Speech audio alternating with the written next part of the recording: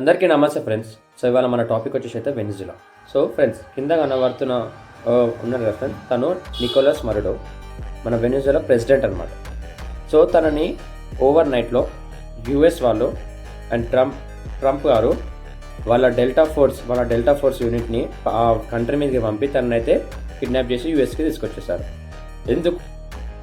So friends, the one and only reason అది ఏంటంటే, US government ఏం చెప్తుందంటే మనకి, వాళ్ళు ఇల్లీగల్గా డ్రగ్స్ అండ్ ఇల్లీగల్ ఇమిగ్రేట్స్ వాళ్ళ కంట్రీలో రావడం కానీ డ్రగ్స్ కానీ సప్లై చేస్తున్నారు మా కంట్రీలో ఇల్లీగల్గా అని చెప్పి యూఎస్ గవర్నమెంట్ చెప్తుంది న్యూస్లో. బట్ ద రీజన్ ఏంటంటే ఫ్రెండ్స్, ఆయిల్ అనమాట. ఫ్రెండ్స్, $17 ట్రిలియన్ అయితే జనరేట్ చేసేంత ఆయిల్ ఆ కంట్రీకి ఇప్పుడు ఉంది. అంత కెపాసిటీ అనమాట, ఆ ఆయిల్ కెపాసిటీ. అండ్ వాళ్ళ కంట్రీ ఎకనామీ కానీ ఫ్యూచర్ కానీ పెరగడానికి కారణం కూడా ఆ ఆయిలే ఫ్యూచర్లో కూడా.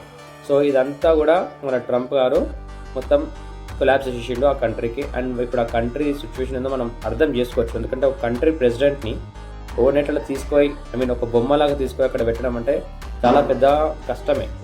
అండ్ సో ఇది ఇంకా తర్వాత ఏమైతే అప్డేట్ చేద్దాం. అండ్ మన ఛానల్లో కూడా అప్డేట్ అవుతుంది.